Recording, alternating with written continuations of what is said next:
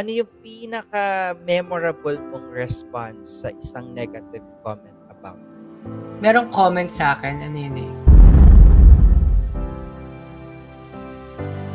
May napanood kasi akong documentary about you. So, sinabi mo doon, parang nalihis ka ng landas. Bakit mo siya naisip gawin ng mga panahon? Kasi dati, I had a very dark past. So, alam naman natin na you lose 3 of the most important person in your life right now. How do you cope up, sis? Pero dun sa mga pangalan na yun, di ba, si Nick talaga yung nagkaroon ka ng friendship along the way kasi naka-collab mo siya, nagpa-follow kayo sa Instagram, and I also directed you sa mga collab nyo. So, nakita mo talaga na naging genuine yung friendship.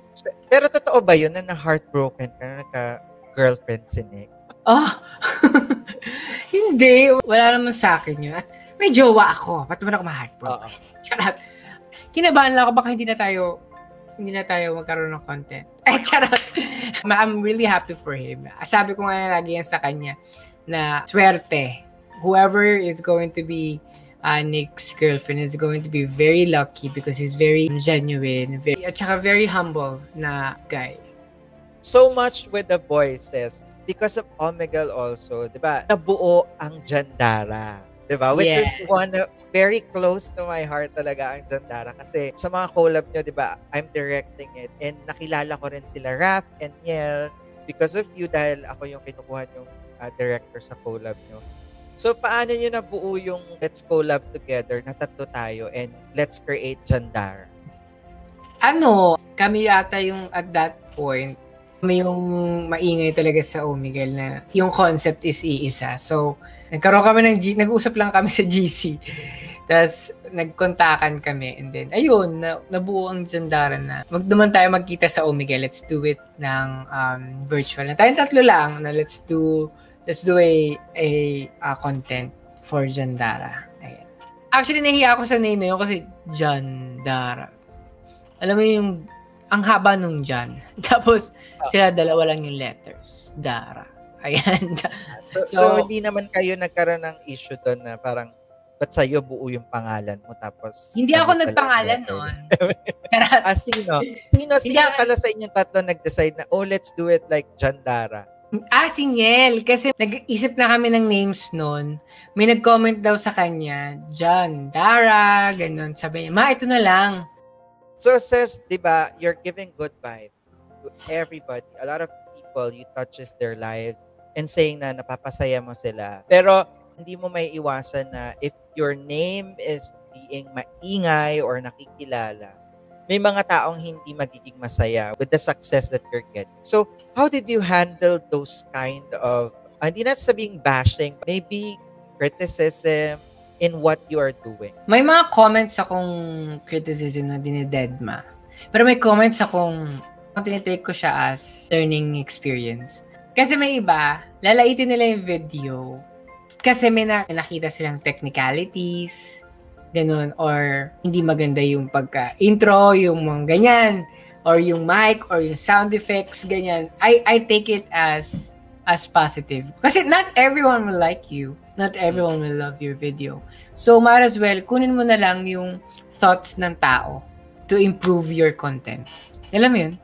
So, you took as an opportunity na, okay, so you're giving me this criticism, I'll use it para pag next video ko, you will see na, nagbago or, yes.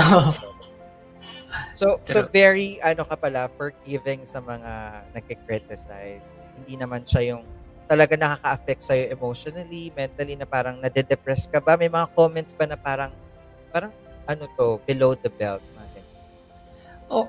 Actually, may mga ganyan. Minsan may mga mood akong papatulahin ko sila. Pero minsan hindi. Minsan, I let it go. Kasi naruruin lang niya yung mood mo. Ayoko ng mood na yung nega mood. So, iniiwasan ko talaga yan kasi hindi naman niya nakaganda. Charot. Ano yung pinaka-memorable mong response sa isang negative comment about? Merong comment sa akin, Becky rin ata yun. Na parang sinabi niya, hindi naman daw ako maganda. Kaya, yun naman maganda. Tapos, nainis ako kasi, tingnan ko, hindi na naman pala siya maganda. Kasi it's a tie. Charot. So, ano yun, parang pinutakte siya. So, kinamentan ko, pinutakte siya. Parang, I felt bad at the same time kasi, nag-iba na yung naging iba na yung comment section. So, parang, dun ko natutunan na, baka nanti-trip lang, no? Tapos, yan tuloy na putakte siya. You know, which is kasalanan niya. Pero, doon ko na-realize na, dapat deadmine ko yung mga ganun. Kasi some of subscribers at saka yung mga mamahal sa akin, iba yung love nila na parang they protect me. So, I'd rather sometimes let it go. Ang below the belt lang naman sa akin is yung mga straight na nagsasabi na bakla ka, kasalanan, mga ganyan. Medyo nabebelowan ako dyan. Pero minsan, napapatulang ko. Minsan, deadma. Ganyan. So, deadma na talaga. So, ngayon, Ses, can you take us back to the journey, yung childhood ng isang John Fideliaga? Sa pinanganak, sa kalumaki, what kind of environment you have when you were young? Isa po akong anak ng mga Sobel. We own Ayala. Hindi ba? Hindi ba yun? Iba pala. Iba yun. Lumaki ako sa Cavite, Bacoor, Cavite. Doon talaga yung pinaka-childhood ko. Doon ako nag-start magkaroon ng isip sa Bacoor. And then, lumipat ako sa tita ko sa Imus, which is napunta ako sa Buhay na Tubig. Dati talaga, when I was a kid, lagi akong nagwawala sa school. Hindi ko gusto lahat ng tao kasi nga, ayokong iniiwan ako ng mami ko, ni Mami Gina sa school. Mami Gina is not my biological mom. She's my aunt. Sa kanya ako pinaubaya, kumbaga, ng mami ko nung nasa pumunta ng Amerika. So, si Mami Gina, akala ko talaga mami ko rin talaga dati. Kasi nga, sa kanya talaga ako lumaki. So, hanggang sa pinakilala sa akin yung totoo kong mami. Kailan nagsimula yun, Ses, na parang, ay, gusto ng paper dolls, gusto ko ng Barbie. Uy, so, ano pa lang ako? Anong age? Grade 1, ganyan. Ang mga bet ko niyan, mga Polly Pocket. Nalalaman nila yung edad ko. Yung Polly Pocket, mga paper dolls, mga Sailor Moon, yung mga nakaganyan. Akala ko talaga dati normal lang yun. Pero Ses, nung mga panahon na yun na parang you're growing up and you know na you're different, na-accept ba nila agad or pinapagalitan ka? Mahirap sa kanila kasi kaya nga nilagay nila sa akin yung name na Fideliaga.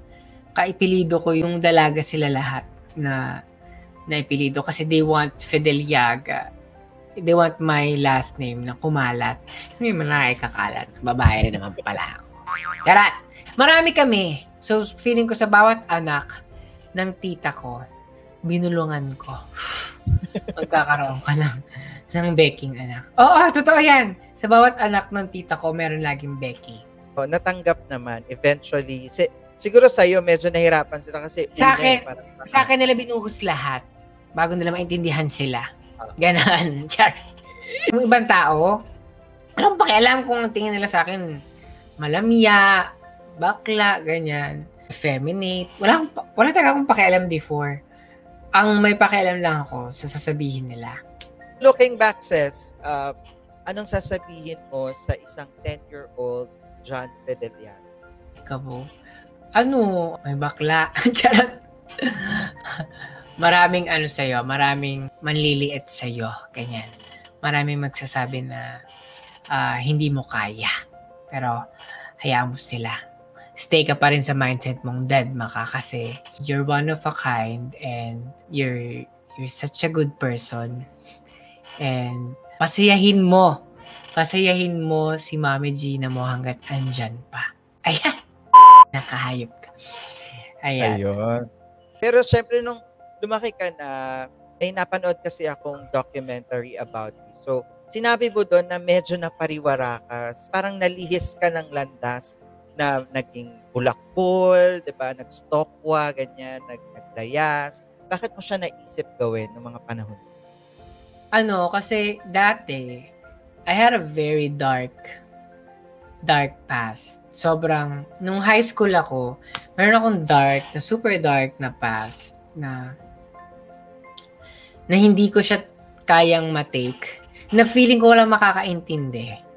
Parang sobrang ayoko magstay sa place namin kasi may nangyari sa akin sa lugar na yon. Ayoko doon. So, gusto ko laging matulog sa kaibigan ko.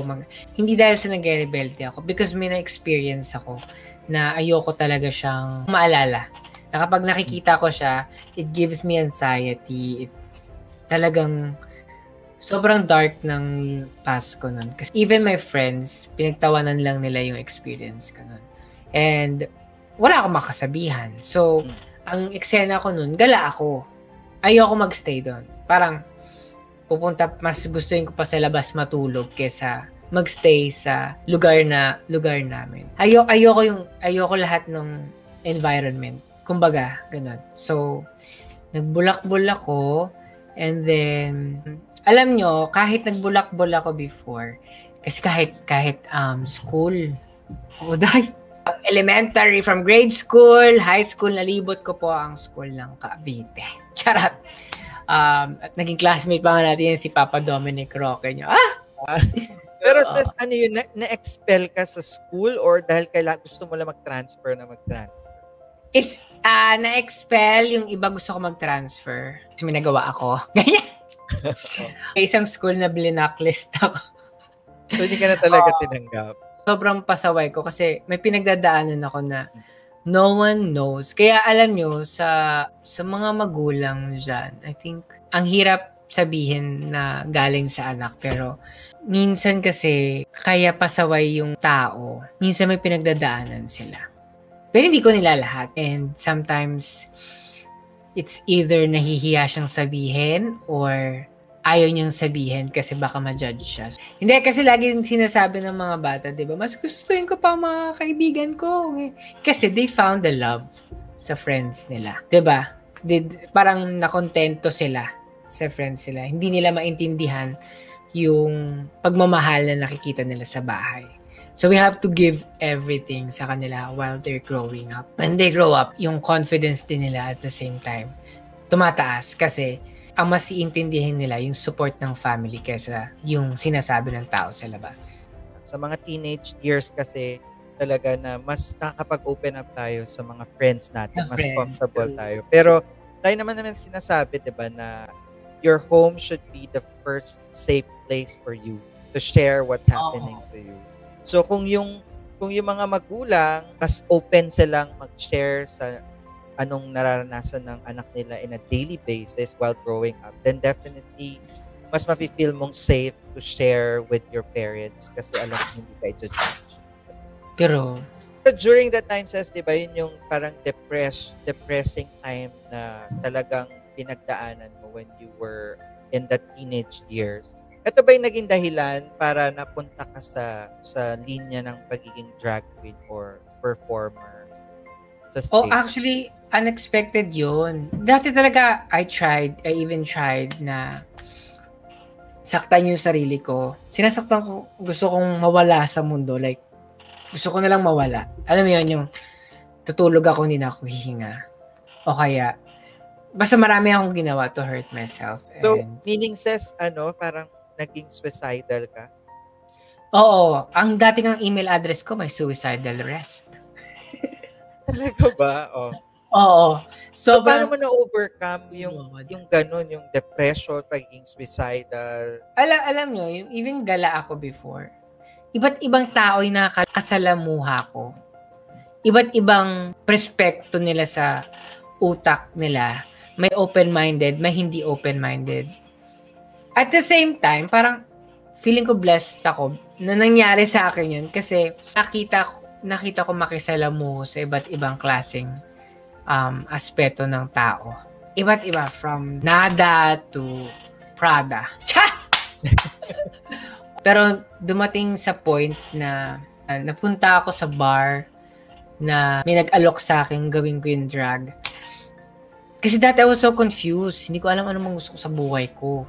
Ang gusto ko lang talaga mag-inom, kasama friends, mag-enjoy, no? Makalimutan mo lang. Oo, makalimutan ko na walang nangyayari sa akin, kumbaga. O-Bar gave me an opportunity na makapag-move on sa nangyayari sa akin. Because when I did drag, I was so happy kasi parang ganun pala ka-colorful. Dati wala akong alam sa community natin. Hindi ko alam na may bi, gays. Hindi ko alam yung differences nila. You know? Kasi bi sila, pero mas malambot pa sa charot. Eme lang. Nag-work ako dun sa sa Malate. Doon ko unti-unti na open. And nung nag-drag ako, parang naintindihan ko yung environment ko. And nagka-career pa ako. I was so happy. Ka ng trabaho at the same time, scapegoat from what you are. Parang nalagpasan ko siya. From being busy, and at the same time, you're having fun. Alam mo, masarap yung trabahong ginagawa mo, tas mahal mo. Hindi mo kasi nararamdaman yung pagod. At that time, hindi ako nakakaramdam ng pagod. Sinasabi nila, if you love what you do at work, you will feel that you're not working at all. Oo, that's what I felt dati sa drag. And sobrang nag-open din yung mind ko sa community natin and yung perspective ko sa buhay. And it was really fun. I really had fun doing it. So speaking of drag, pakilala mo sa amin, sino si Jasmine Pringles? Ako nagpangalan yan. So, kasi ang pangalan sa akin nga, di ba, ng Manila friends ko is JP. Tapos, sabi ko, kailangan very JP yung name ko. Dati, parang kaputukan ni Jasmine, yung sa American Idol. Si Jasmine Trias. Si Jasmine Trias. Pa-sweet naman. Super sweet. Very sweet girl. Sa tenga, diba? Bulaklak, diba? Sabi ko, very sweet girl. Sabi nila, tapos lagi nila sinasabi, very ikaw yan, kasi lagi kang pa-sweet, ganyan. Pero at the same time, baliw-baliw ako. So, Pringles, kasi before, ang tawag namin sa mga, yung naansya lang bigla. Baliw-baliwan. Oo, yung nantitrip, ganyan. Pringles. Ito, Pringles, yan naman si bakla. Ayun, sabi ko, yan ang bet ko.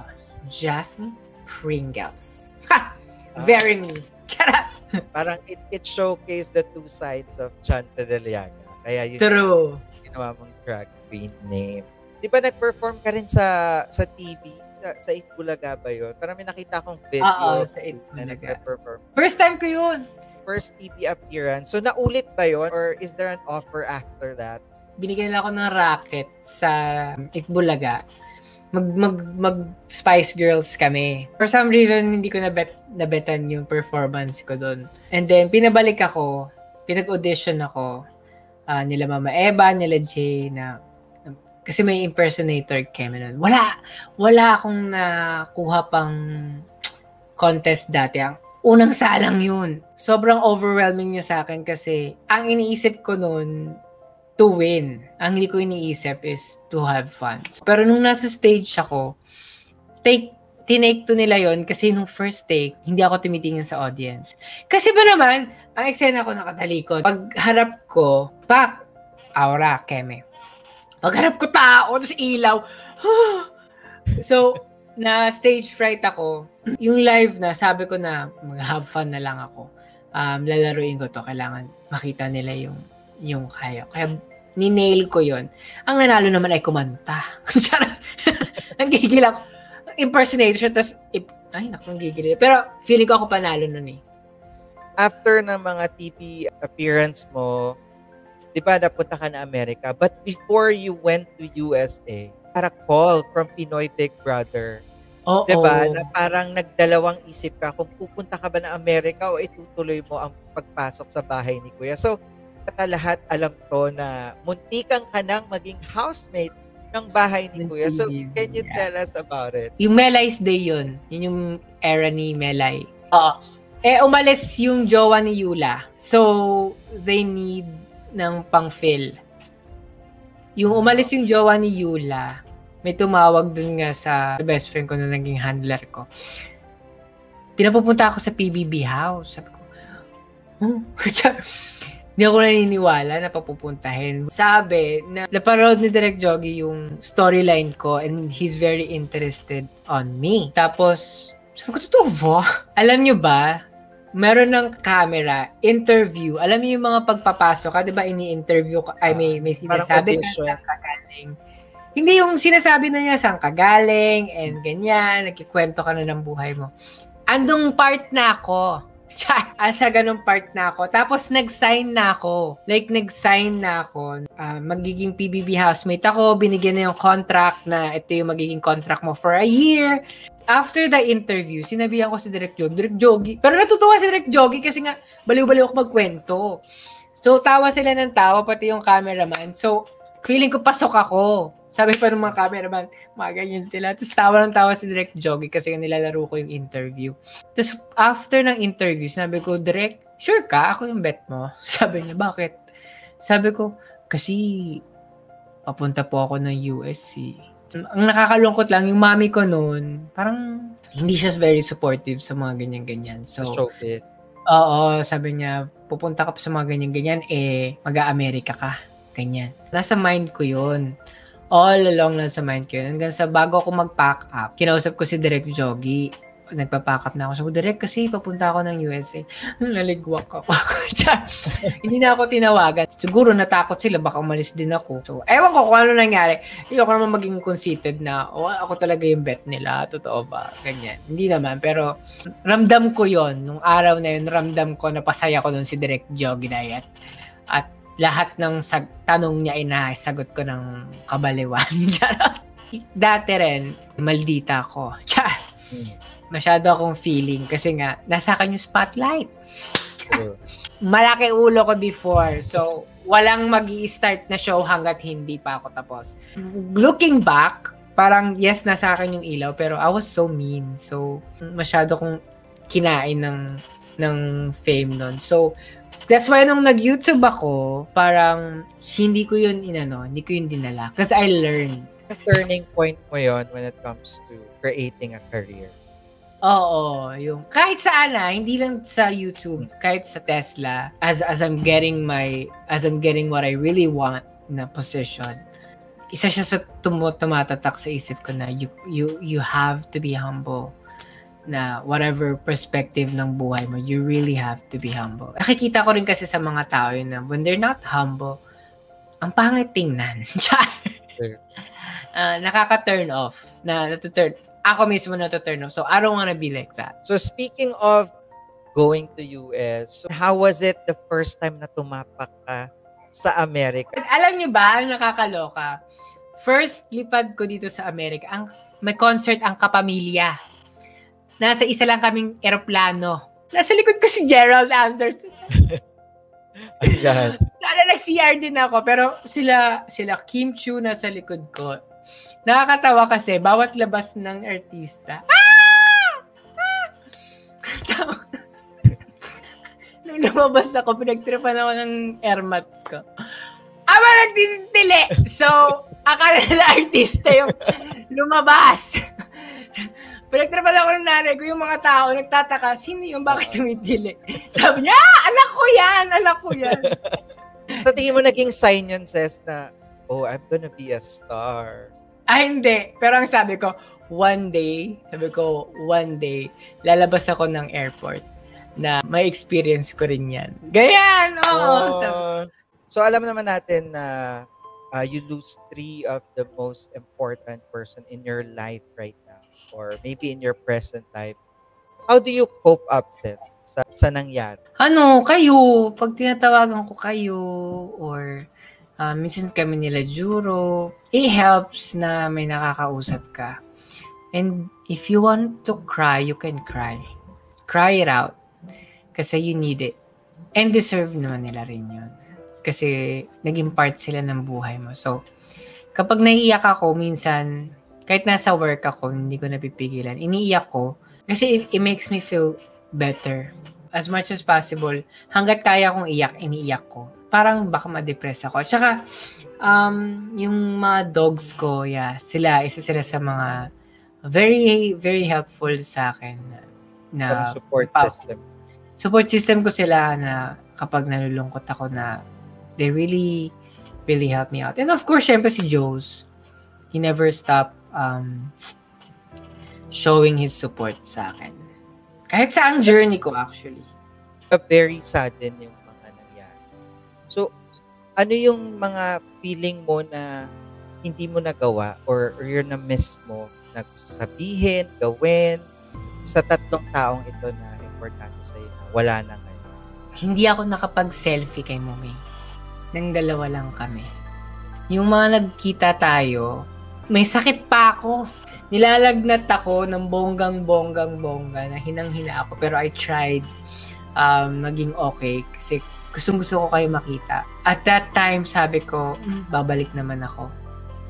Kay Mommy naman, hindi ko nasabi sa kanya na hindi siya yung tita ko na, sabi ko kasi sa storyline ko, may tita ako doon, nasa mamarloob ko. This whole time, akala niya siya yun. Kinento niya yun, kaso nasa work ako.